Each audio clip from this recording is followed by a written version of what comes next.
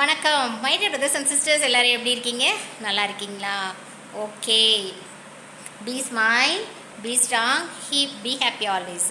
Okay my dear brothers and sisters, எப்படா school bell அடிப்பாங்க, எப்படா காலேஜ் முடியும் அப்படின்னு சொல்லிட்டு ஈகராக வெயிட் பண்ணிகிட்டு இருப்போம். அதே மாதிரி பார்த்தீங்களா, எப்படா ஆஃபீஸ் டைம் முடியும், அந்த பஸ்ஸை போய் நம்ம கேட்ச் பண்ணிடலாம் அப்படின்னு சொல்லிட்டு ஒரு சிலர் நினைப்பாங்க. அது கூட பரவாயில்லைங்க, ஈவினிங்கில் கூட மார்னிங்கில் அந்த ஸ்கூல் அண்ட் காலேஜஸ்க்கு போகும்போது நம்ம பிரதர்ஸ் அண்ட் சிஸ்டர்ஸ்லாம் என்ன பண்ணுவாங்க தெரியுமா? குடுன்னு ஓடி அந்த பஸ்ஸை பிடிக்கிறதுக்காக அவ்வளோ ஃபாஸ்ட்டாக போவாங்க.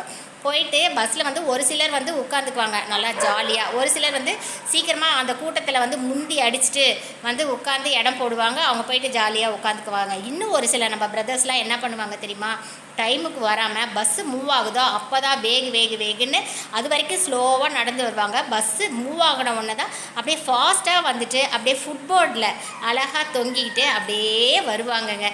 வளையோசை கலகலகலவென கவிதைகள் படித்திட குடு தென்றல் காற்றும் வீசுதே, அப்படியே கமல் சார் ரேஞ்சில் அப்படியே ஹாயாக தொங்கிக்கிட்டு அப்படியே பக்கத்தில் இருக்கிற பொண்ணை அப்படியே சைட் அடிச்சுட்டு அப்படியே வருவாங்க. தயவுசெய்து அந்த மாதிரி தப்பெல்லாம் பண்ணாதீங்க. சைட் அடிங்க வேண்டான்னு சொல்லலை, தயவுசெய்து ஃபுட்போர்டில் தொங்காதீங்க. சேஃபாக வரணும். பிகிலு உயிர் ரொம்ப முக்கியம். ஓகேவா my dear brothers and sisters? முக்கியமாக நம்மளுடைய காலேஜ் செல்லக்குட்டி தம்பிங்களுக்கு தான் நான் சொல்கிறேன், ஃபுட்போர்டில் தொங்காதீங்க, சேஃபாக வரணும். Okay, thank you.